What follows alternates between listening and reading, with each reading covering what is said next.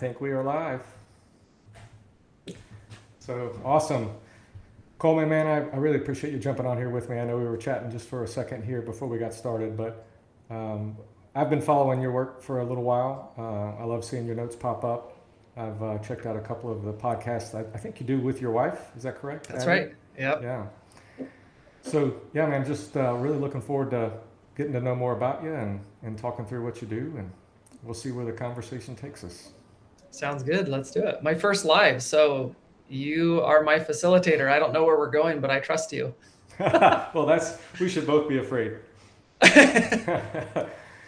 So why don't you tell us a little bit about yourself, what you're doing on Substack? Looks like you've been on here for 2.5 years hmm or so. So yeah. Yeah, sure. So I write about emotional regulation, how our nervous system works.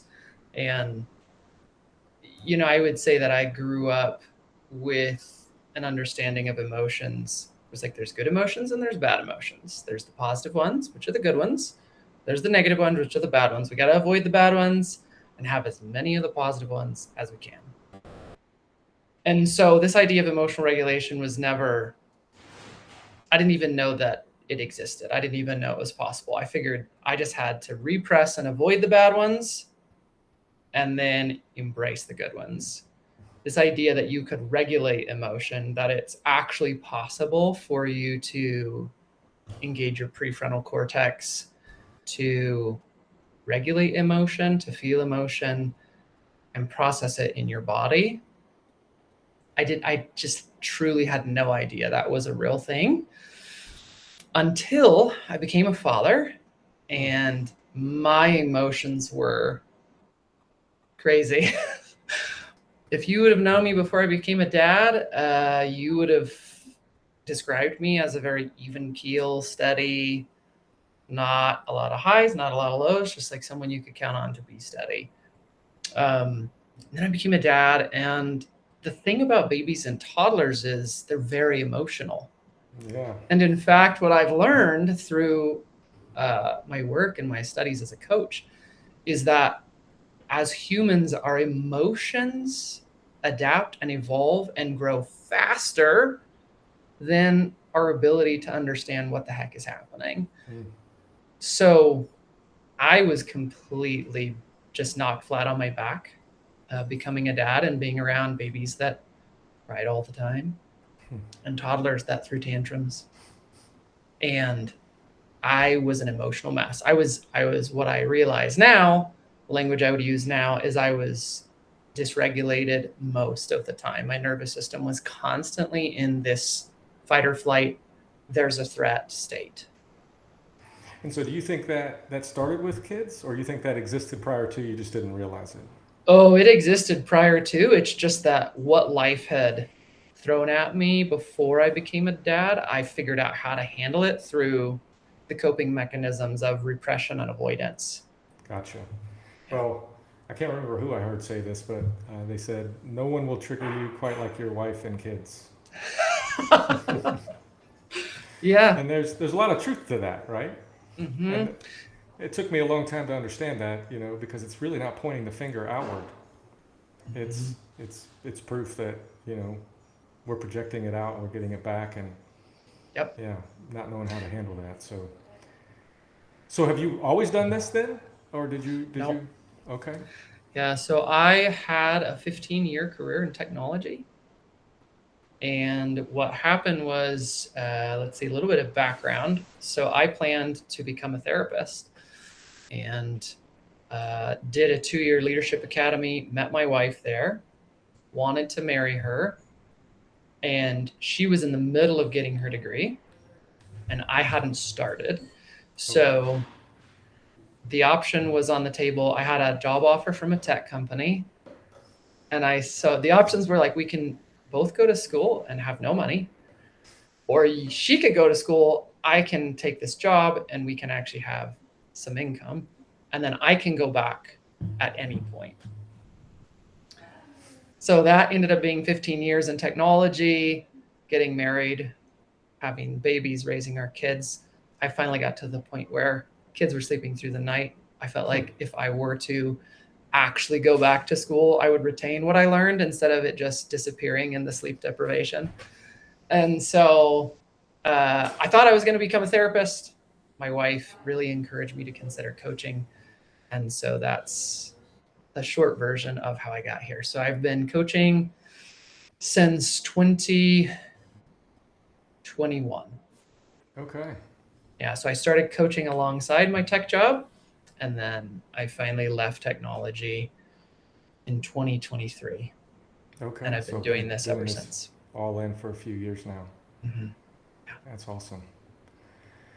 Well, that's really cool, man. And you've got your publication, you've got the podcast that you're doing with your wife, and then you have coaching clients. Plus, you have 3 girls, I see. Actually, one of those is a boy. Long hair I'm boy. sorry. No, that's okay. He gets it just- all the time. I got it as a kid too. I had long hair as a kid, so it doesn't bother me. It's all That's good. fair. That's fair. I apologize for that. But 3 kids, so yeah, I have 5 kids. Nice. So our girls are 29, 27, 23, and then we have boys that are 13 and 11. Okay. So yeah, kind of started over. Nice. Yeah. So 2 batches. That's what I call right. it. Yeah. 2 batches of kids. That's cool. Very cool. Yeah. Right on. Well, so mine is a little similar to yours. I don't, I'm not doing the emotional regulation piece. I've certainly had to learn a lot of that. And I think I still have a long way to go. I had a corporate job for 23 years. Mm-hmm. Thought I was going to retire there 45 years. And about 18 years in, man, I had this realization that I cared more about disappointing my boss than I did my wife. And that realization hit me hard, but it also made a lot of things make sense of my marriage. Some of the tension that was there and things that I couldn't see. Yeah. So I ended up leaving that job and going into business with my wife, and so we've got a couple businesses that we own and operate. And yeah, man, I've been on this journey for probably 15 years of really just trying to understand how I could lose my way the way that I did. And try to understand how I became the person I became. And so learning a lot about the kind of work that you're doing. Because I had no idea either, man. I had no idea. I would explain myself as anxious and angry for most of my life. Okay. I wouldn't have known it was either one. Right. It was all under the surface. Yeah, but I got angry easy. Okay. That came out as road rage, defensiveness. Probably didn't handle. I know I didn't handle parenting my kids well, especially the older 3, right? Because I was very ignorant to all of that. Still stub my toe from time to time with my boys, but so yeah, man, I'm really anxious to understand a little more about like what that looks like. Like I'm interested, man. Like who, when someone comes to you, looking for some help, what is it that they're normally experiencing? Like how would they describe this thing that maybe they can't put their finger on, but they just know that something's wrong? Yeah. So there's generally 2 different categories of people who come to me asking for help, and it's the person who was like me. So some catalyst, some life circumstance, some significant event creates all this emotion for them. Or maybe it's something that they've actually been carrying and dealing with, like I was, for a long time. They just didn't even know it was a problem until that catalyst. And they're just like, man, I'm so tired of feeling out of control emotionally. I'm so tired of feeling like I'm just carrying around all these emotions, or these emotions are running the show. I'm not even in charge, right? If I feel anxious or stressed, I can't do this work event, or I can't show up for my kids. I can't do these things. I physically am handicapped because of these emotions. That's typically someone who finds me, and I can help them. And then what's also interesting is there's this other category of people who they actually have used disassociation and kind of numbing as a way to cope with their emotions. So different from me and you, where the emotions were always under the surface and like you said, you could get to anger quickly. These people are usually the really nice people, or at least the people that don't show a lot of emotion, and you're really never worried about them doing something that would feel uncomfortable emotionally. But what happens is if you do that long enough, actually physical illness can manifest in the body from that repression. So that's one thing that can happen. The second thing that can happen is, in order to have connection with people, to build connection, to maintain connection, you need emotion. And so if you disassociate and you go numb, then you actually disconnect. And the other person can feel that.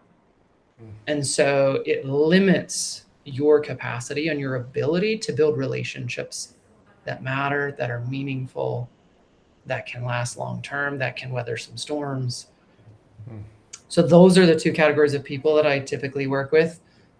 Usually it's people who are very emotional about something, or they've had a really emotional experience that then has made them realize there's got to be a better way. Gotcha. There's got to be a better way. Or the people who have woken up to the fact that they don't actually feel much emotion, and they recognize that it's causing these side effects that they don't want, essentially. Gotcha. It's interesting. So you bring up dissociation. So again, this is one of the things I couldn't have described. I wouldn't have labeled it as dissociation, but it clearly, so I guess a little backstory.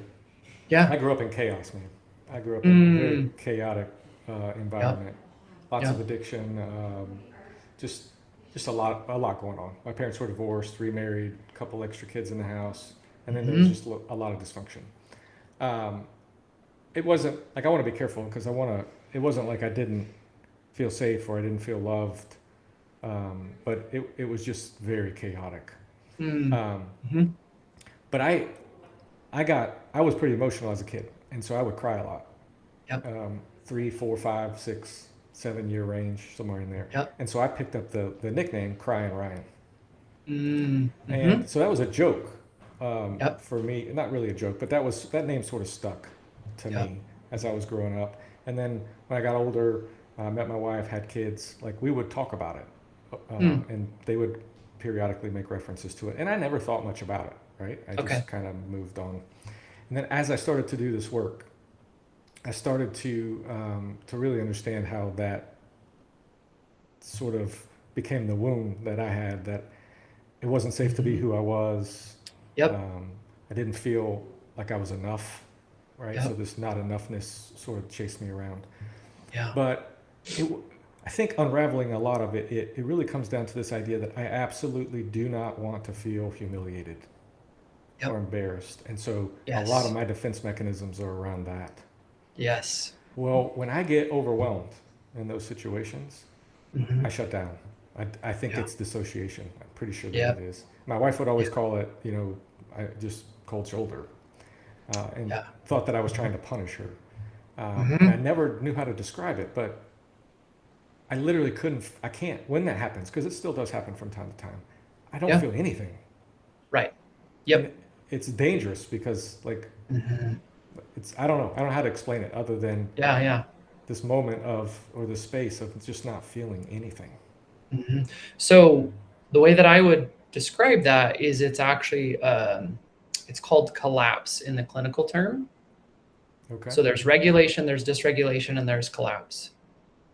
And when your life or your circumstances or the environment or the situation or the stimulation, I'm just using a bunch of words so you can kind of get a sense for, like, when anything feels like it's too much for you to handle or to process, your nervous system has what I call a breaker box, and it's got a breaker that it can flip. And it can flip it to what they call total collapse. That's the clinical term for it, which is where you feel nothing.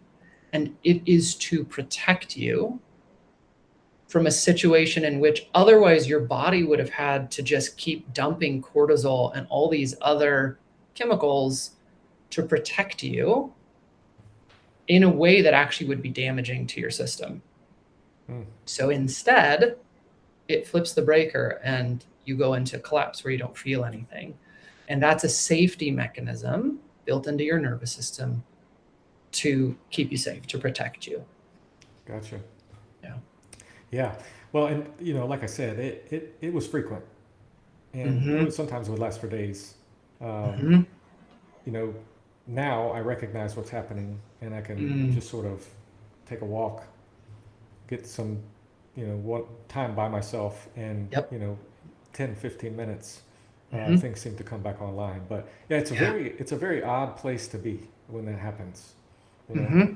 And I just thought it was normal for Mm-hmm. most of my life. Right. Right. And not that I was broken, right? Just Right. that was Right. just a response that I had. Mm-hmm. So, Mm-hmm. um, and I know a big part of what you do is you're not really spending a lot of time focusing on how people got to where they are, right? You're not doing a lot of Right. digging into the background and all that. But Right. certainly, I just would like to get your take on a lot of these things that you're helping people deal with today are Mm-hmm. really the result of these learned behaviors, beliefs, things that happened Yeah. to them in their past. Is that That's right. accurate? Yeah, that's completely accurate. So, in the same way that we learn everything, we learned how to relate to our emotions Mm. as kids. And then we have experiences as adults that build those neural pathways as well. But we learned how to keep ourselves safe. And what most people don't realize is that expressing emotion is incredibly vulnerable. Um, I shouldn't say that most people don't realize that. We all realize that it's incredibly vulnerable. What we don't realize is that it's the same experience as being physically vulnerable. So that's the thing that I learned that helped me make sense of why I was so flat on my back with my kids is your nervous system doesn't know the difference between your physical safety and your emotional safety. It doesn't know the difference between a physical threat or an emotional threat. Mm. So when you're feeling emotionally vulnerable, that's the same as feeling physically vulnerable to your nervous system. It doesn't know the difference. So that's why these things are so intense. And so when you're young and your brain and body are developing and you have an experience that's vulnerable emotionally, and somebody labels it like Cray and Ryan, or they make fun of you, or they shut it down, or they say, you got to stop crying. It's not a big deal. Stop crying. What you learn is that it's not safe to express emotion. So the collapse is a way of keeping you safe. It's a Yeah. coping mechanism. It's definitely not a good long-term solution, but it's your body's way of going, we can't keep expressing this emotion in this situation or in front of this person because that is a threat to our survival. We got to go into collapse and then we're safe. Yeah, that's really interesting. And I this starts from the beginning, right? Like Mm-hmm. we come into this world and we're relying on others to take care of us, to keep us alive. We obviously don't have our prefrontal cortex, it's not online at that point. That's We right. don't have language. And so Yep. it's really sensations and bodily cues and this Yep. way of communicating that Yep. we forget we have the ability to do almost. Yes. Yeah. And so, the fascinating thing for me is I believe, my belief is that most of our beliefs start to take shape that early, right? Oh This yeah. belief Mm-hmm. about ourselves, about others, about the world we live in. And Yes. then by the time language comes online, a lot of those are established in the body. Mm-hmm. And that's when we start to tell stories, right? And start Yes. to make meaning. And Mm-hmm. yeah, and that can be pretty hard to untangle, right? Yes. Exactly. But based on your work, Mm-hmm. it sounds to me like you have evidence that it's not a requirement to do that type of work, right? Of not that what you do is a replacement to therapy, Right. but it's possible for someone to learn how to regulate themselves without doing the deep work of trudging up how they got to be who they are. Is that fair? That is accurate. Yeah, that is accurate. So the way that memories in the brain work is when you have an experience today, okay? Let's say it's an interaction with somebody at the grocery store. And let's say that you interpreted their behavior as rude. The way that you can think of your brain as like a prediction system, right? So it wants to try and predict what's going to happen so it can keep you safe. And in order to do that, it has to have a bunch of models and frameworks that it runs things through. And all this happens, so fast. Right. Right. When that person is rude to you in that moment today, believe it or not, your body is remembering all the times that somebody was rude to you or teased you or made fun of you or whatever. And it spans all the years, right? It's like, think about all those years just collapsing together. And it's just running through that filter to go to understand this is what just happened. So for some of my coaching clients, we do go back and we talk about what happened when they were a kid. For others, they're every week that they live, every day that they're alive and interacting with other humans, they're getting the stimulation that's taking them back across all those years. And that example and that specific event for them is enough for them to understand this is what it's triggering for me emotionally. Gotcha. So for some people, they really like to identify that thing that happened when they were a child. And I help them identify that and we work through that for them to understand why they are having that emotion.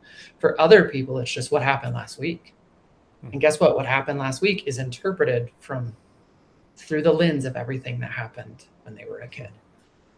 Yeah, which is really fascinating when you think about it, like you just described, that all the frustration that you feel, all the angst, the desire to change, we're waiting for the right circumstances, or we're waiting for the right information. We tell ourselves all these stories about what we're waiting for, but in reality, if we just tune in, like really tune into our lives, everything that would point us in the direction we need to get pointed to is right there. Right? We're just so adapted, habituated. I'm not sure what word to use. We just become so acclimated to handling things the way we've always done it. We assume that is who we are, right? It's our personality, it's our way of being. And it's almost as if we don't understand that we have the ability to interrupt the patterns, right? And make a conscious choice. Yep. So really what you're trying to do is move people from the reactivity, which is the programs running in real time, try to create a space where they can be aware that it's happening, feel the sensations in their bodies, and then respond differently. Is that accurate?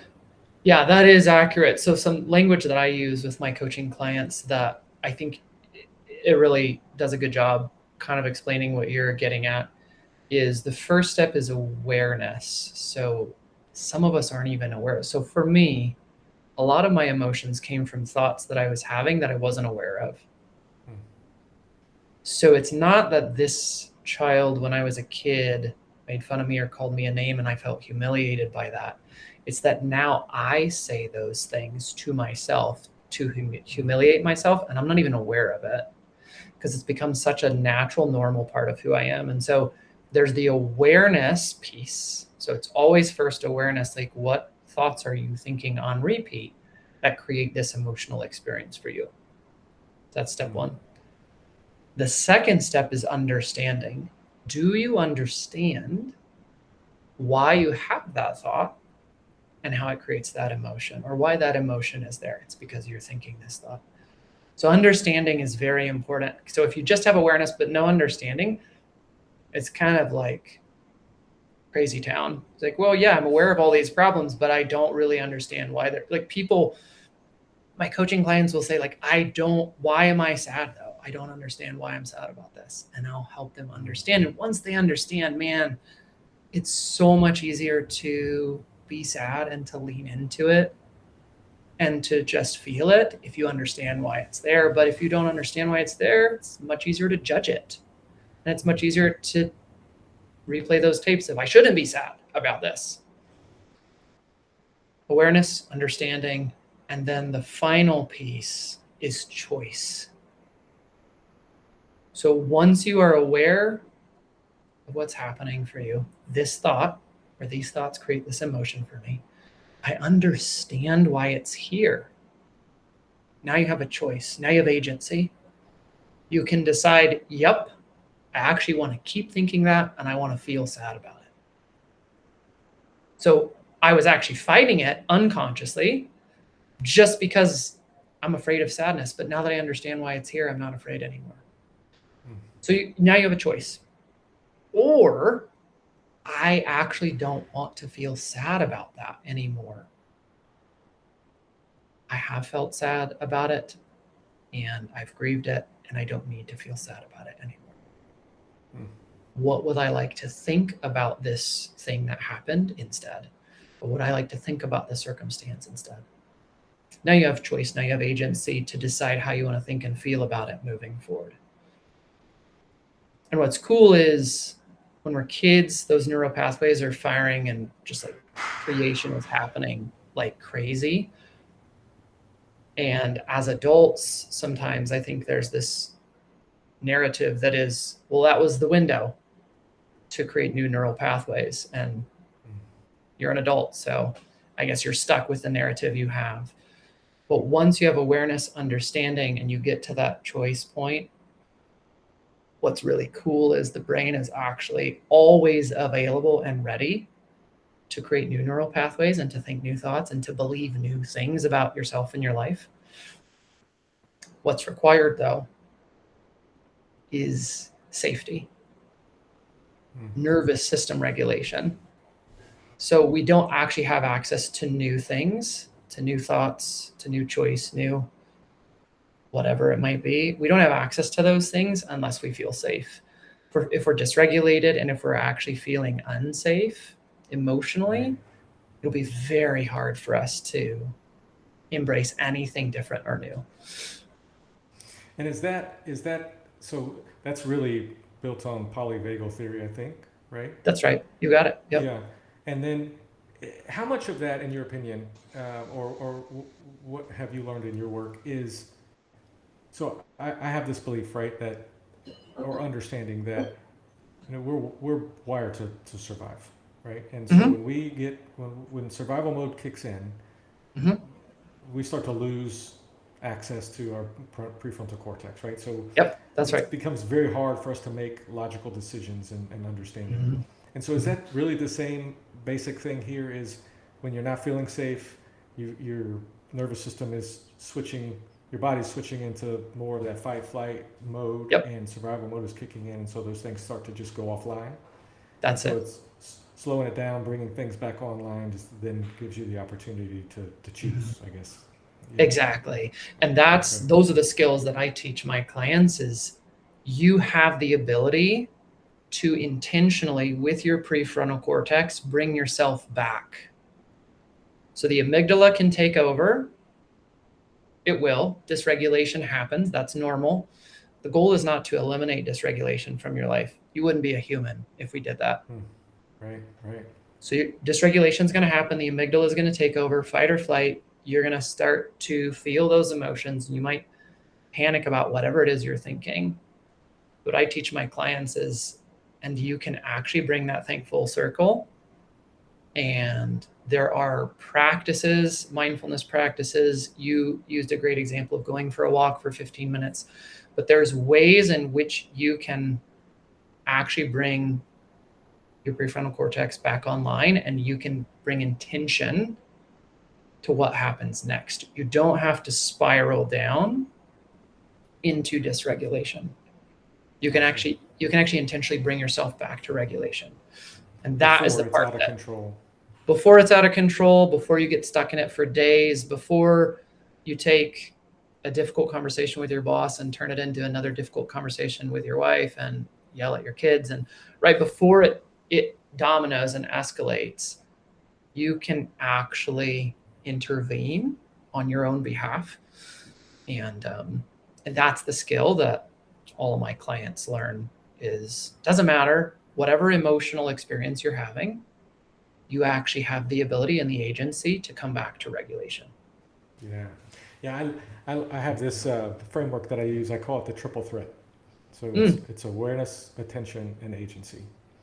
And you have to have awareness, be Yep. aware of your awareness, pay attention to your attention. Yep. And at that point, you unlock agency. Now you Oh, may yeah. not use it, right? Right. But that's a must. And then I think what I'm hearing you say is once you regain that agency, then you can choose differently, Exactly. right? And instead of reacting, you're responding. And then it's repetition from that point, right? Correct. That's right. Basically reminding yourself Mhm. through repetition. And I think, and you mentioned that, right? Like so many people forget that we are adaptable. That's what we do, right? Very we adaptable. are constantly adapting.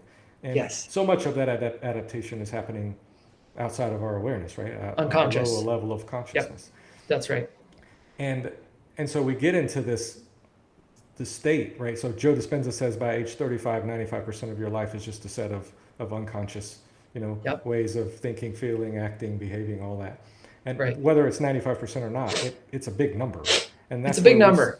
Yeah, and we start to convince ourselves that we are who we are, right? To your point. Yes. But the adaptability never goes away.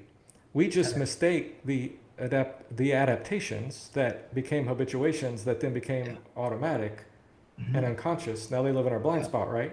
And we assume that we can't change. And so, yeah, I think that's such a positive message, right? For people to understand that as long as you're alive, as long as you're breathing, you have the ability to change, to adapt, 100%. to rewire your mind and body. Right? Mm-hmm.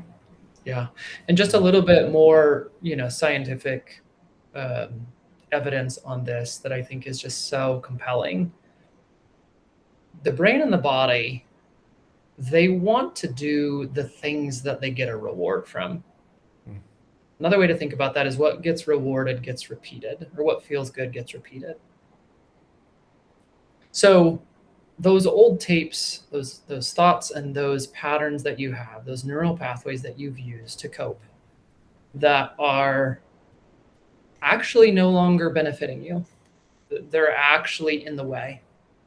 They're keeping you from creating the life and the relationships that you want. They're there, and your body's going to keep giving that to you unconsciously because up to this point, it kept you safe and it was the best you could do. When you give your brain and your body a different thought and a different emotion, that feels better. That feels more true. That feels more authentic. That allows you to move forward. Initially, it's going to want to go back to homeostasis, which is the unconscious pattern. But over time, because it feels better to your body, it feels safer. It's more of a regulated, it's more regulating your nervous system than dysregulating it. Your body and your brain are going to want to actually adopt that neural pathway and start traveling down it instead of the old unconscious one, because it's better. It's fundamentally better. But most people, they kind of try it once, or they use thoughts that they don't actually believe, but they like. And that'll never work. So your body is always checking what you think and what you believe. It's always checking it for you because it won't lie. We can lie to ourselves with our brains. We can try and convince ourselves that we actually like this idea or we think this is a good idea. But our body will never lie to us. It'll always tell us about the truth as we see it today.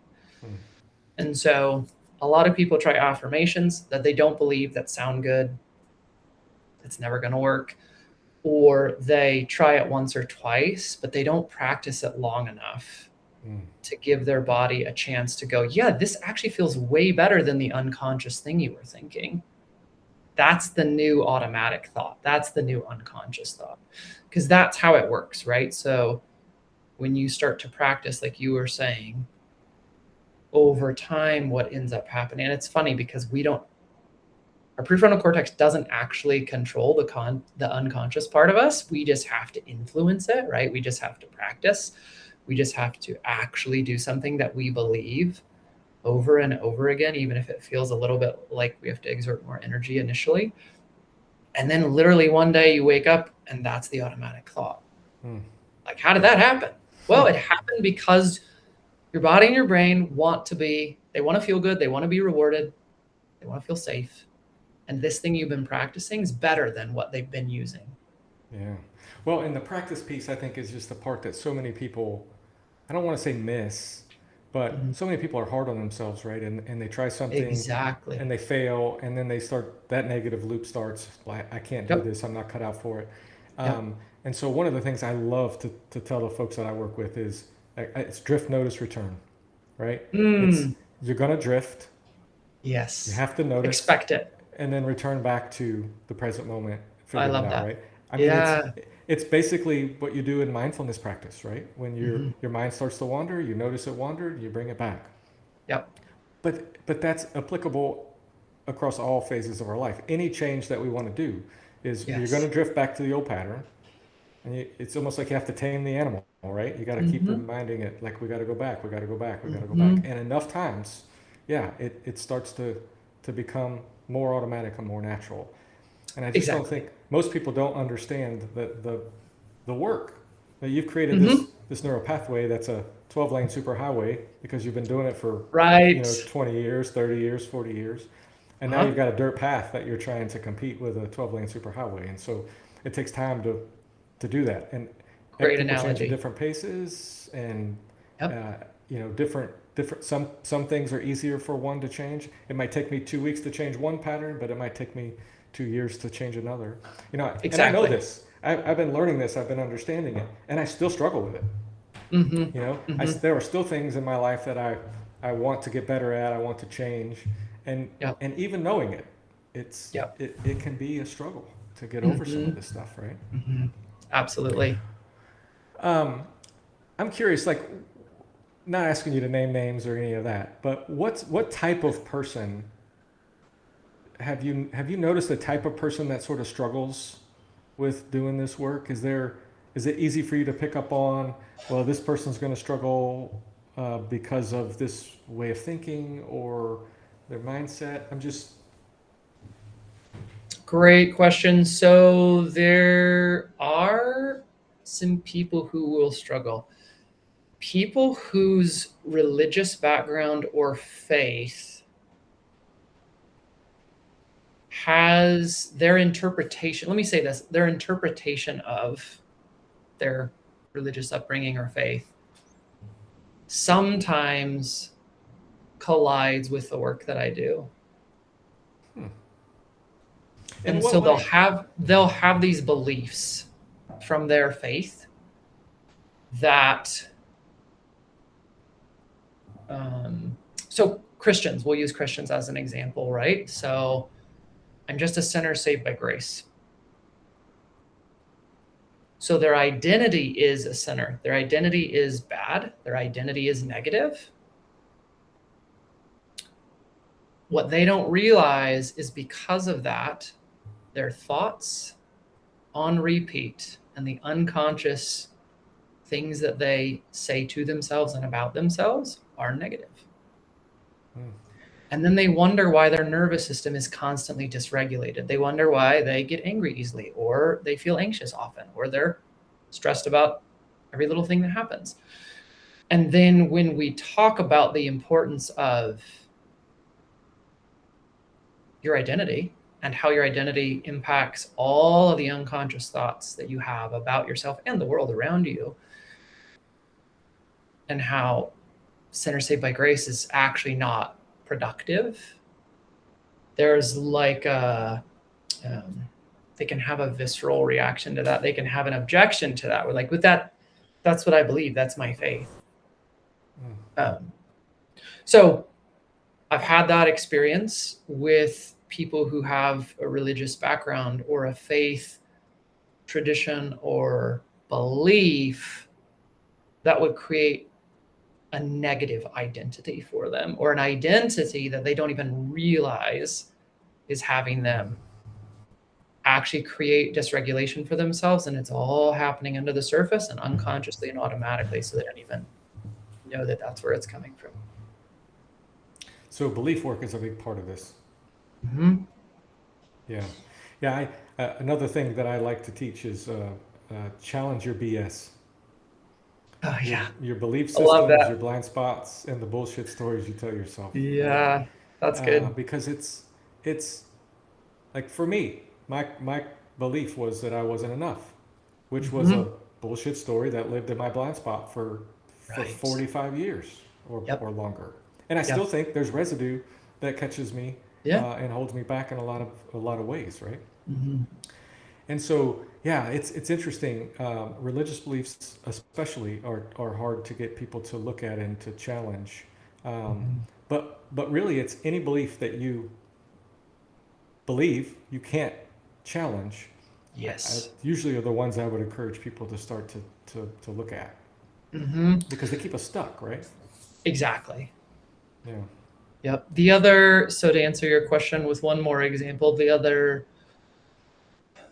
person that can have a hard time with the work that I do, my work is very somatic. So I have my clients drop into their body and bring attention to it. And one of the tools that I use is actually allowing your body to metabolize your emotion. Hmm.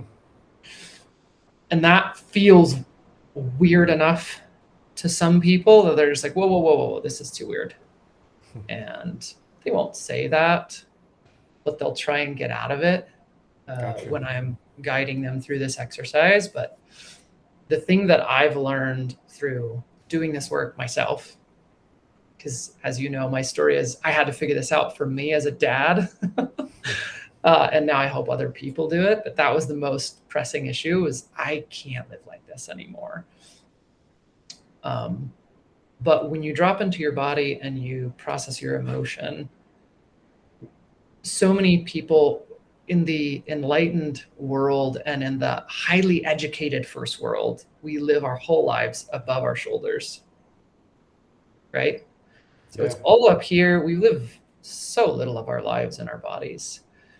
And so there is often some clients who, when I ask them to drop into their bodies and I ask them to process emotion, they have a resistance to that. But what I know, as someone who's tried to process emotion in my head and then in my body, is that the body is the only thing designed to process emotion. Your brain was not designed to process it.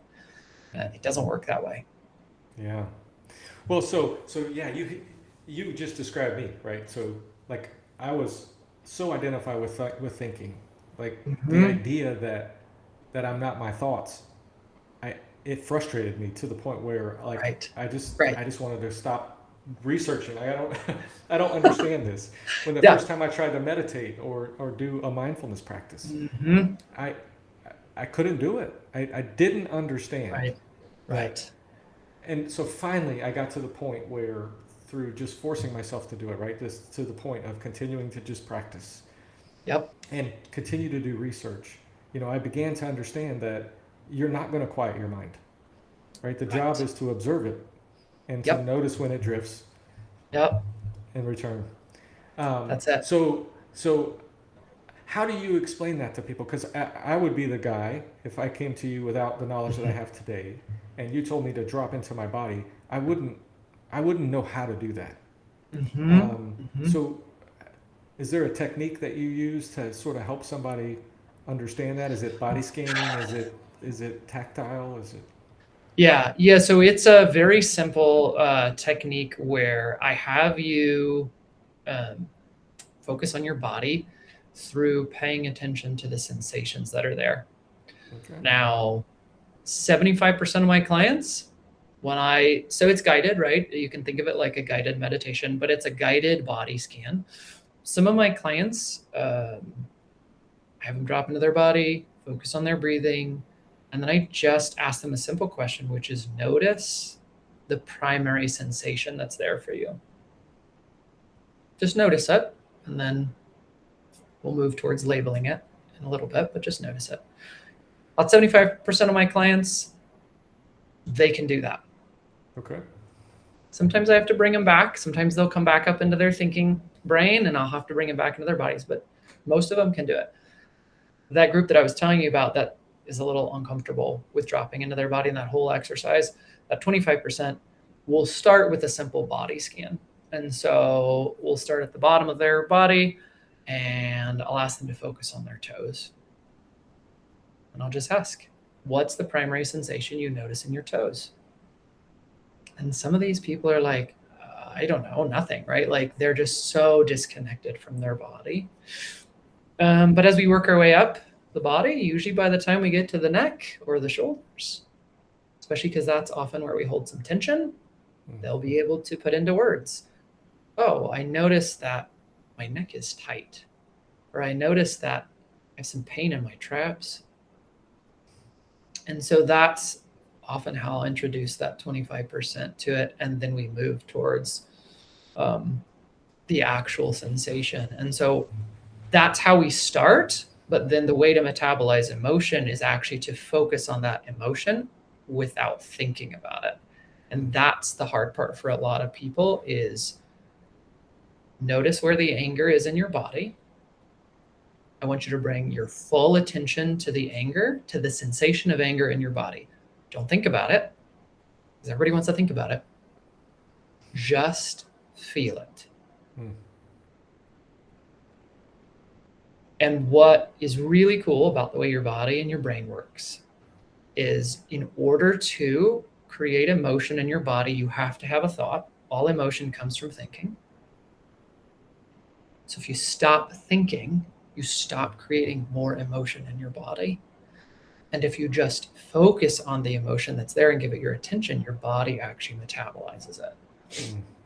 Yeah, so we're writing it out, and you begin to learn that these aren't permanent states, right? Exactly. We think they're permanent states because we have these unconscious thoughts that keep ruminating and looping in our heads. And every time you can think of it like the old gumball machines where you twist the dial and a gumball comes out. Think about it like that. That's a good visual. So every time you twist the dial, every time you have a thought, another gumball goes into the system, right? It comes out and you catch it in your hand. The same thing with emotion. Every thought, which by the way, our brains are incredible. We can have a lot of thoughts in a second.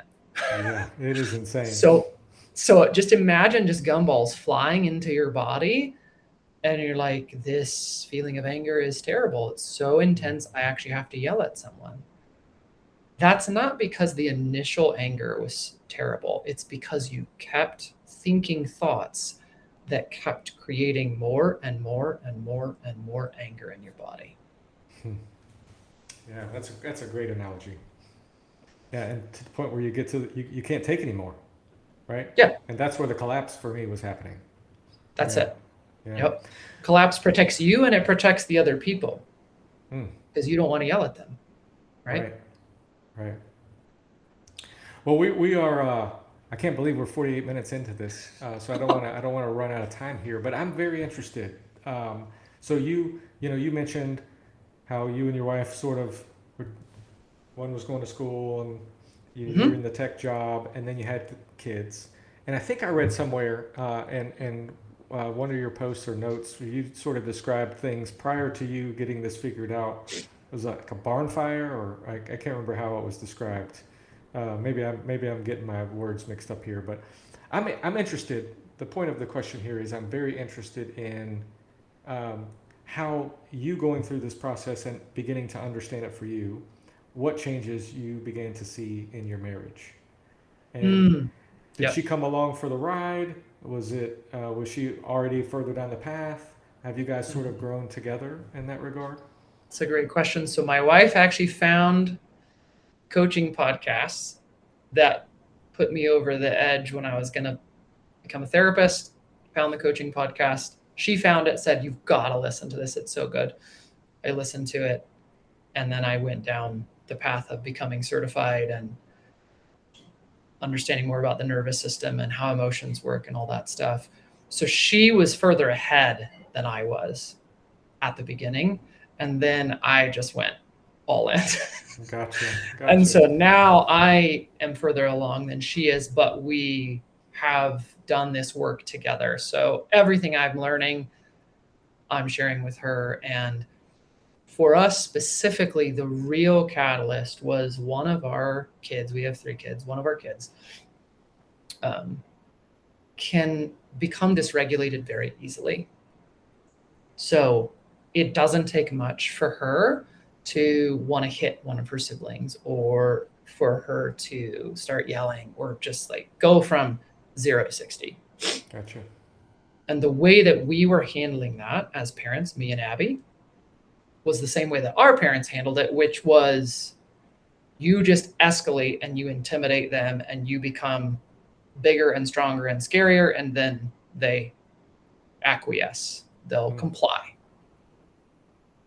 Well, turns out for this child and her temperament, that didn't work. So when she would be dysregulated and we would escalate, she would match us, and then we would escalate, and then she would match us. So all we were doing as parents was making it worse. Yeah. And that cycle repeated itself as we tried all these different things. We read parenting books and we listened to podcasts, and we tried everything we could think to stop this cycle of just escalation.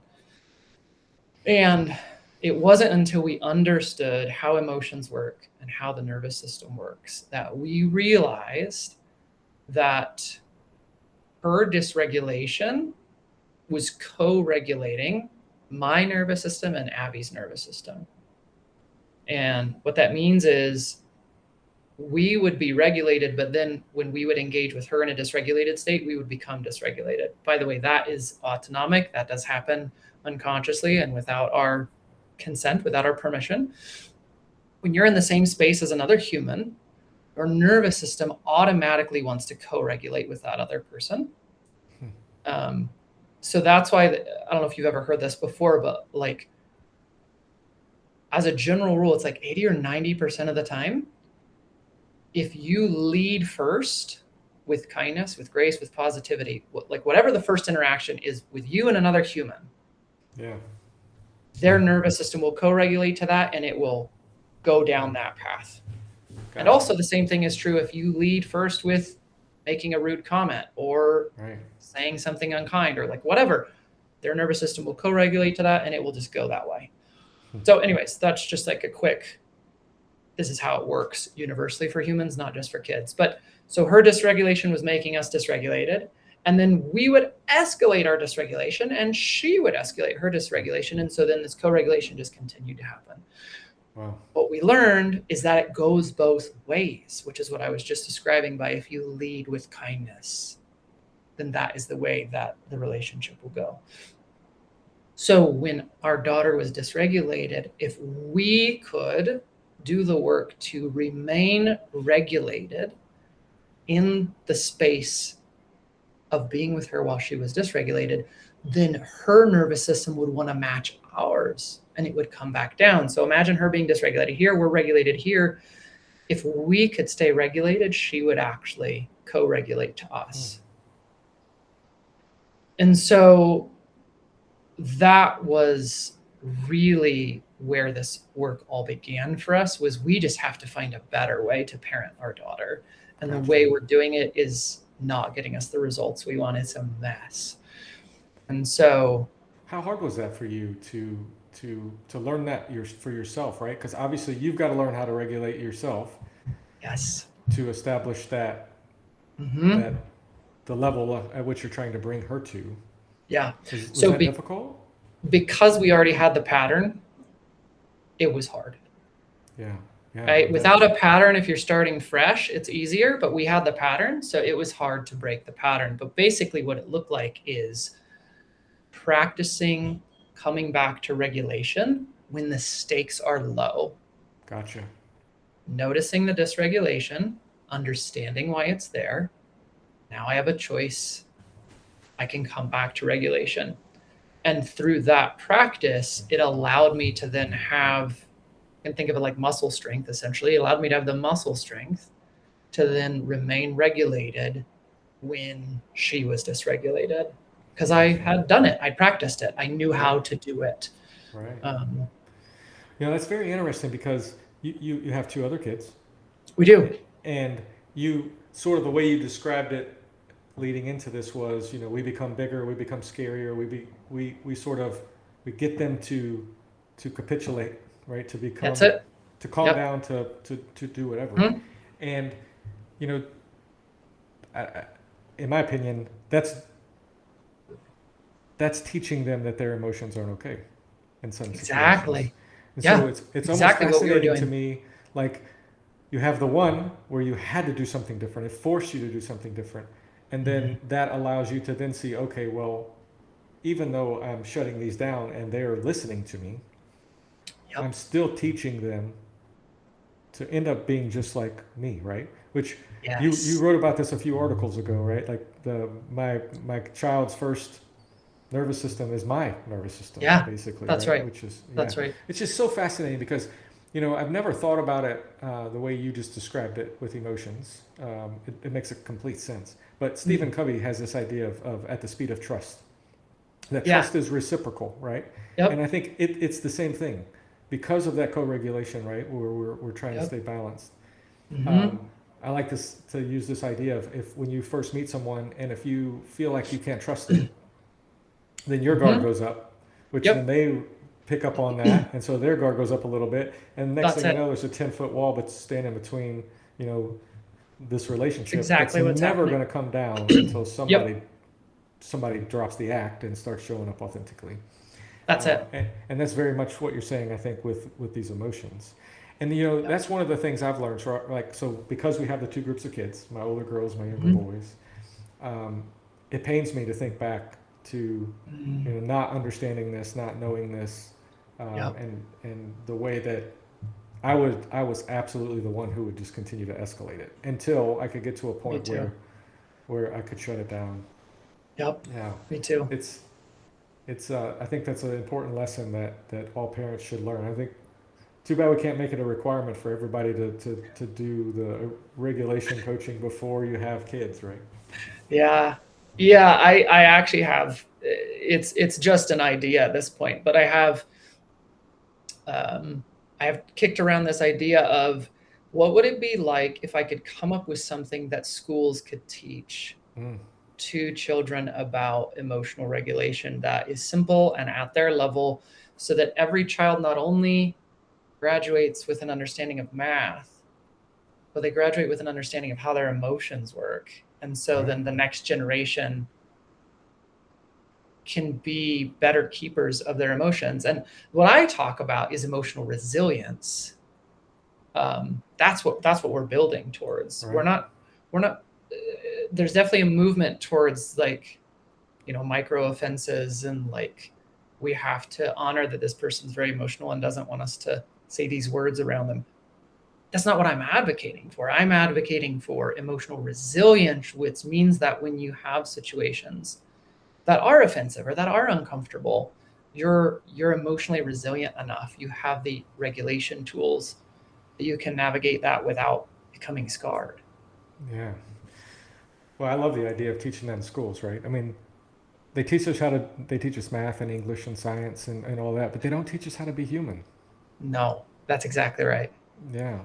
Yeah. Yeah. It's crazy. It's actually crazy. And it just makes you go, why?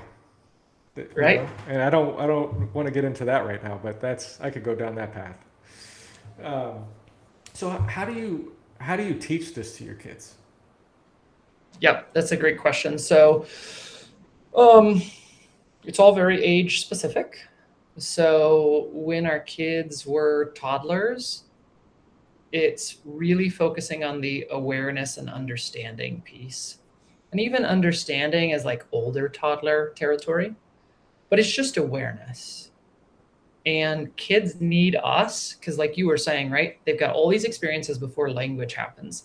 Then they have language, but they're new to the language. So it's not like they have command of a giant vocabulary. So kids need us to help them put words to their experiences. And so awareness can be created with toddlers through just asking good questions. How did you feel when that happened? What did you notice about the sensations in your body? I love to do when my kids were toddlers. I love to do the body scan. What sensation do you notice in your toes? And all we're doing at that point is laying the foundation for body awareness, which is where all the emotions reside. That's where they happen. So that's what I taught my kids when they were that age. Now, older toddlers and into your early elementary kids, understanding is actually so you can teach them awareness and understanding. Gotcha. How did you feel about this experience? I wonder why you felt that way. Do you know why you felt that way? And what they will often say is because so and so did this. And what I like to help them do is practice, what did you think about so and so doing that? Because if so and so did this, then what is happening to me is outside of my control. But if I understand that I had a thought about what they did, then it feels like it's back within my control, which again feels safe. So that's your early elementary, late toddler kind of stage. And then right around, I think it was 10 years old for my oldest, and she's pretty mature for her age. I imagine it'll be different for my other kids, but my oldest, right around 10 years of age, I actually was able to sit with her when she was feeling anxiety and to walk her through dropping into her body and focusing on it and processing it and metabolizing it in a way that would allow her to come back to regulation. And so she now knows how to do that. And, there's been experiences where she's been in a situation that was scary for her, and she was able to drop into her body, come back to regulation through that exercise. So somewhere between 10 and 12 for most kids, they can start to learn the skill of actually regulating their emotions, and they can identify, I'm dysregulated, and they know how to get back to regulation. Gotcha. So those are the ways that we've taught our kids up to this point. There's some more advanced skills, like recognizing that a event is coming. It's on the calendar where you are likely to be dysregulated. There are likely to be triggers there that are going to create dysregulation for you. Okay, great. What are you going to do ahead of time to plan and prepare for that so that you're emotionally resilient in the moment? It doesn't take you out. You don't become an emotional mess. You're not like, I hate this, I'm never going again, but you actually end up having a great time at that event. So we haven't gotten into those yet with the kids. I do that work with my coaching clients, but. Gotcha. Yeah. That's fascinating. So is there anything that you've got cooking that you want to share with others? Anything that you're working on right now that we could be on the lookout for? It's a good question. I have been looking at creating some kind of cohort on Substack that's paid. So all of my content and work now is free. And I've been looking at, okay, what's some value that I could offer that would justify the cost associated with it. That's not one-on-one coaching, which is what I do with clients now. So it's more accessible for people, but it's more than what I can offer in the podcast and the newsletters for free. So more like when you say cohort, would it be more like you teaching, or would it be more like hot seat kind of situations where you're live coaching someone in front of a group of people so everyone can sort of learn?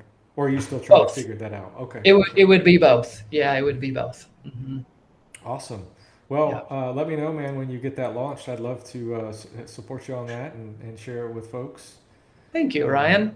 Appreciate that. I think it's important, especially right now with everything that's going on and everybody's stressed out and anxious and things are tight for a lot of people, and so that's when you start to feel the squeeze, and like you said, we start that survival instinct starts to kick in. We stop thinking Yep. rationally, and yeah, things just get a little out of control. So Yeah. there's no more important time than the work you're doing than now. I don't think so.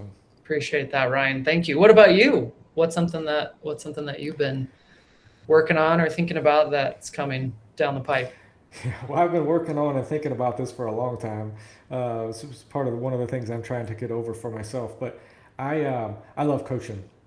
Mm, Um, I love I love coaching. So group coaching, cohort, whatever that looks like for me is nice. coming. I'm working on developing Okay. what that might look like. I do some one-on-one coaching now, but it's just not Okay. scalable. Yep. And so um, wanting to do that, wanting to launch a podcast. So this, if I get your permission, this may be one of my first podcasts I actually put out as a podcast. Absolutely. Yeah. So I think I might start down that path and just do these as Substack lives and convert them into podcasts. And Awesome.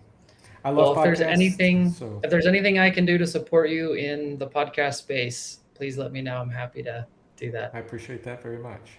I Yeah. appreciate that. Well, so folks can find you at your Substack handle, right? Yep. Which is Emotional Regulation Coaching on Substack. Yep. Is that correct? I think my handle is actually colemanhousefield.substack.com. Gotcha. The name of your Yep. publication is The name of the Emotional. publication is Emotional Regulation Coaching. Yeah, you got it. Yeah. Awesome. Well, if you guys aren't following him, aren't subscribed, go check him out. Subscribe, give him a follow. And man, I really enjoyed this.